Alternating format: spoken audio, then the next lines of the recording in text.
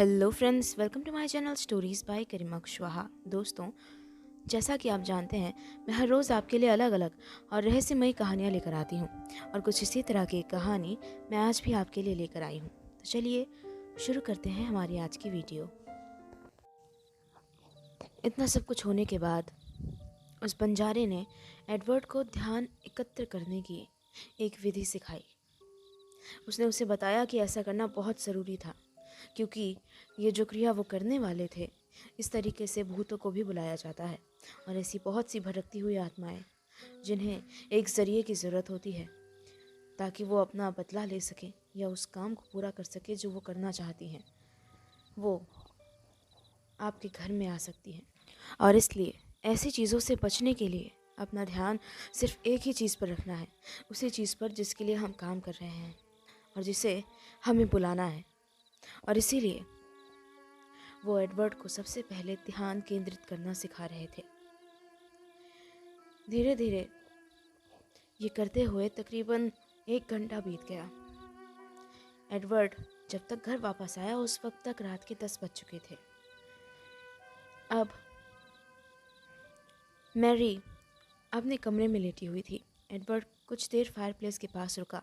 बाहर बहुत ठंड हो चुकी थी और तेज़ हवाएं चल रही थी और उसकी वजह से एडवर्ड को बहुत ज़ोरों से ठंड लग रही थी। कुछ देर आग के पास बैठने के बाद उसे अच्छा लगने लगा और उसके बाद वो सीढ़ियों से ऊपर चढ़ते हुए मैरी के कमरे में गया उसका हालचाल पूछने के लिए। मैरी अभी भी जाग रही थी। ओह, तुम आ गए एडवर्ड। हाँ, मैं आ गया। तो क्या कहा उन्होंने? मैं तुम्हें जल्दी बता दूंगा, मगर अभी तुम आराम करो। नहीं, मुझे बताओ उन्होंने क्या कहा, मैं जानना चाहती हूँ। हाँ, उन्होंने कहा कि हमें कुछ देर रुक कर ये क्रिया करनी होगी। मेरा मतलब है, हम पूनम की रात तक रुक सकते हैं, पर उसके बाद हमारे इकट्ठी की हुई चीज़ों का कोई मतलब नहीं रह जाएगा, वो बेकार हो जाएंगी। हाँ, मैं जानती हूँ, उन्होंने मुझसे पहले भी ये बात कही थी। इसीलिए मैं चाहती हूँ कि हम जल्द से जल्द ये काम पूरा कर लें और पता चल जाए कि वो शैतान कौन है। हमें ही पता चल जाएगा। अब आंट कहाँ है? क्या वो ठीक है? हाँ, वो ठीक है, पर वो अभी घर में नहीं है। घर में नहीं है? क्यों? वो बाहर गई हैं, उनका कोई बहुत ज़रूरी काम था। वो कह रही थी कि शायद उनका कोई रिश्तेदार अचानक ही बहुत बीमार पड़ गया है और उन्हें उसे देखने जाना था और इसलिए वो बाहर चली गई। ओह, हाँ। इसके बाद एडवर्ड अपने कमरे में चला गया। वो वहाँ जाकर लेट गया और अपने आसपास घट रही हर चीज़ के बारे में सोचने लगा। कुछ दिनों पहले जब वो इस गांव में आया था, तब उसे इस बात का बिल्कुल भी अंदाज़ा नहीं था कि यहाँ पर क्या हो रहा है और उसे ऐसी चीज़ें देखने को मिलेंगी। पर अब जब ये सब कुछ हो रहा था, ये सब कुछ उसके लिए एक हकीकत था। उसने उस शैतान को अपनी आंखों से देखा था और अब वो उसे झुठला नहीं सकता था। काफ़ी देर इसी तरह लेटे रहने के बाद धीरे धीरे उसे नींद आने लगी, पर तभी एक अजीब सी आवाज़ से उसकी नींद खुल गई। ये आवाज़ घर से ही आ रही थी। ऐसा लग रहा था कि आवाज़ घर के निचले हिस्से से आ रही थी। एडवर्ड अपने कमरे से बाहर निकल आया और जब वो अपने कमरे से बाहर निकला, उसे वहाँ पहले से खड़ी मैरी नज़र आई, जो उसी की तरह नींद से जग गई थी शायद। मैरी, क्या हुआ? कुछ भी नहीं, बस मुझे ऐसा लगा कि मैंने कुछ सुना। मुझे ऐसा लगा कि घर के निचले हिस्से से कोई आवाज़ आ रही थी। हाँ, मैंने भी एक आवाज़ सुनी, एक अजीब सी आवाज़ सुनी और इसीलिए मैं यहाँ आया। वो क्या हो सकता है? मुझे भी कोई अंदाज़ा नहीं वो क्या हो सकता है। लगता है हमें खुद जाकर देखना होगा। ठीक है, तो चलो। इसके बाद वो दोनों ही धीरे धीरे आगे बढ़ने लगे आवाज़ की दिशा में, और जैसे जैसे वो आगे बढ़े उन्हें अपने सामने एक पुराना कमरा नजर आया। एक पुराना कमरा जिस पर ताला पड़ा हुआ था। आंट इस कमरे को कभी कभार ही खोला करती थी और आज वो दोनों पहली बार इस कमरे के करीब आए थे। उन्होंने दोबारा सुनने की कोशिश की और एक बार फिर से एक अजीब सी आवाज़ आई, मानो कोई कोई दरवाज़ा खटखटा रहा हो। और ये आवाज़ इस कमरे के अंदर से ही आ रही थी, ऐसा महसूस हो रहा था। और इसलिए उन्होंने फ़ौरन ही आस-पास देखकर एक भारी सा फ्लावर वास उठाया।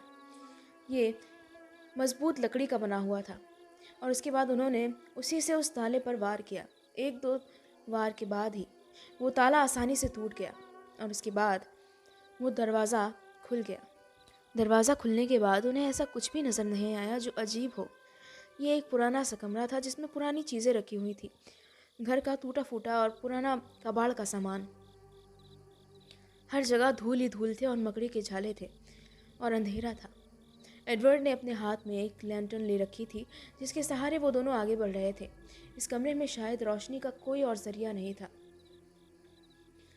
वो दोनों कुछ ही देर उस कमरे में खामोशी के साथ खड़े रहे और दोबारा कोई आवाज़ नहीं आई और इसलिए वो दोनों वापस मुड़ने लगे।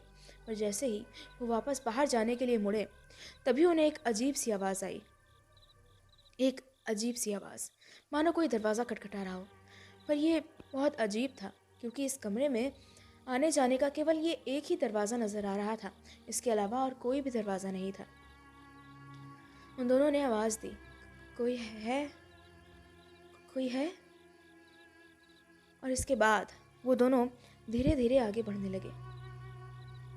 कहीं भी कुछ भी नज़र नहीं आ रहा था। पर कुछ ही देर बाद एक बार फिर से दरवाज़ा खटखटाने की आवाज़ आई। इस बार वो दोनों ही चौंक कर उसी दिशा में मुड़े जहाँ से आवाज़ आई थी। ये उनके ठीक पीछे से आ रही थी। उनके ठीक पीछे एक पुरानी दीवार थी जो लकड़ी से बनी हुई थी।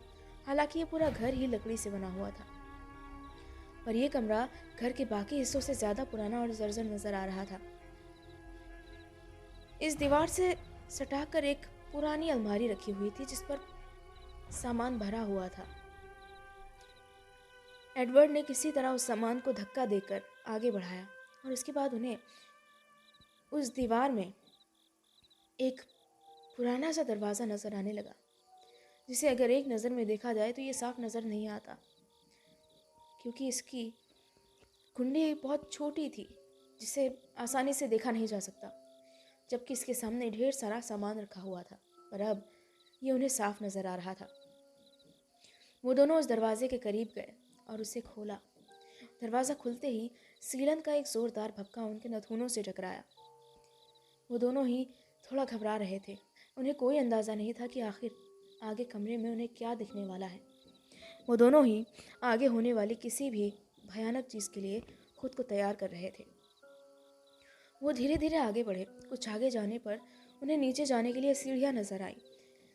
लग रहा था कि ये इस घर का तहखाना या बेसमेंट था जिसे सालों से खोला नहीं गया था।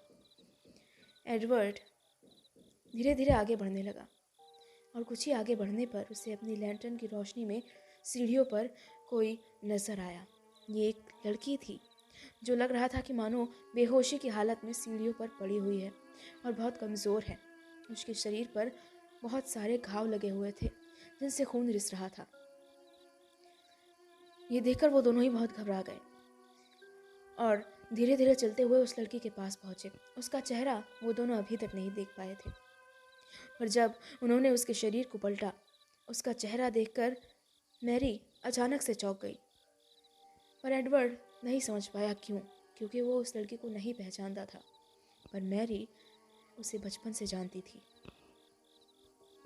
एलिना, तुम यहाँ? तुम ये कैसे हो सकता है? तुम तो मर चुकी हो। आंट ने हम सभी को यही बताया कि क्या आंट को तुम्हारे बारे में पता है? तुम जिंदा हो, चलो बाहर चलो। और इसके बाद वो दोनों ही एलिना को सहारा देकर कमरे से बाहर ले आए और कमरे से बाहर लाने के बाद उसे फायरप्लेस के पास बिठा दिया। उसकी हालत बहुत ही बुरी थी। उसके शरीर पर कई जख्म थे, बहुत गहरे जख्म, और सबसे बुरा जख्म था जो उसके सीने पर था। ऐसा लग रहा था मानो उसके सीने के आर पार किसी ने वार किया हो, किसी चाकू या किसी खंजर से। तुम्हें ये चोट कैसी लगी? तुम्हें क्या हुआ?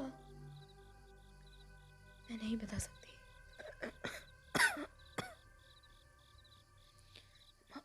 मॉम कहाँ है?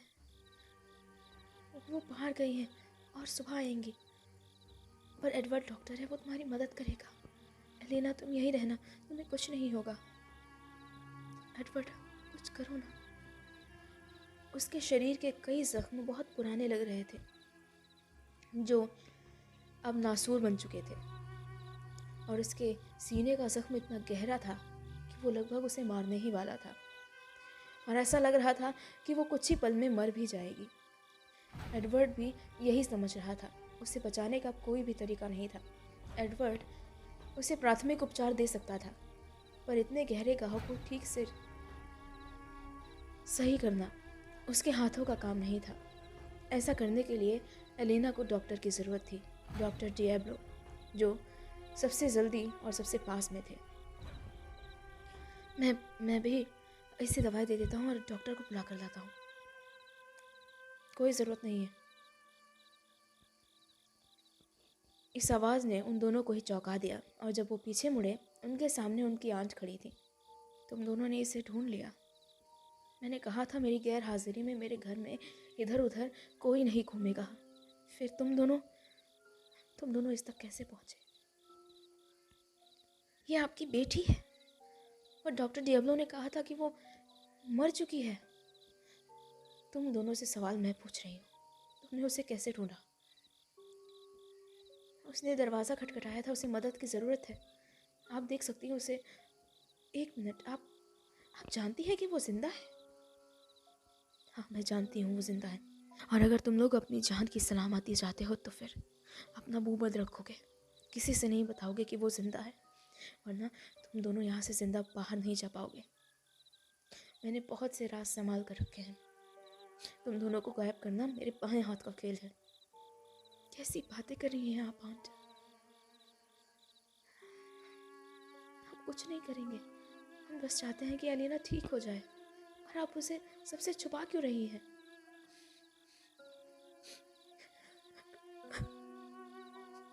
मेरी बेटी, तुम सब खुद अपने हाथों से उसे मार देते अगर तुम्हें पता चल जाता कि उस शैतान के हमले के बाद वो जिंदा बच गई है। मेरा इस दुनिया में उसके अलावा और कोई नहीं है। उसके पिता के चले जाने के बाद मैं उसे खोना नहीं चाहती थी। अगर मैं किसी को भी बताती तो तुम उसे जिंदा नहीं छोड़ते। मानो कि उसमें कोई भावना ही ना हो, उसमें कोई जान ही ना हो। नहीं, इसका कोई इलाज होगा, हम ढूंढ सकते हैं। आंट, तुम रहने दो एडवर्ड। तुम्हें इन सब चीज़ों पर भरोसा भी नहीं है, और तुम उसे बचाने की बात करती हो। तुमने ही तो उसे इस हालत पर लाकर खड़ा कर दिया है। मैरी, मैंने क्या किया है? उसके शरीर का वो घाव देख रही हो ना? वो ठीक नहीं हो रहा है। क्या आपका मतलब है कि उस रात मैंने जिसे मारा वो... Oh God, मुझे अंदाजा नहीं था। मैं नहीं जानती थी आंट। पर वहाँ 2 वेयरवुल्व्स थे। अगर अगर मैंने जिसे मारा वो एलेना है तो फिर दूसरा कौन था? मैं नहीं जानती, और जिस दिन मुझे पता चल जाएगा मैं उसे जिंदा नहीं छोड़ूंगी। अब तुम लोग इससे दूर हट जाओ। मैं दवा लेकर आई हूँ, वो ठीक हो जाएगी। मॉम, मॉम, मैं ठीक नहीं हो पाऊंगी, और हम सभी की भलाई इसी में है कि ये सब कुछ खत्म हो जाए। इसे और झेल नहीं सकती मॉम। मुझे जाने दीजिए, मुझे आज़ाद कर दीजिए प्लीज़ मॉम, प्लीज़।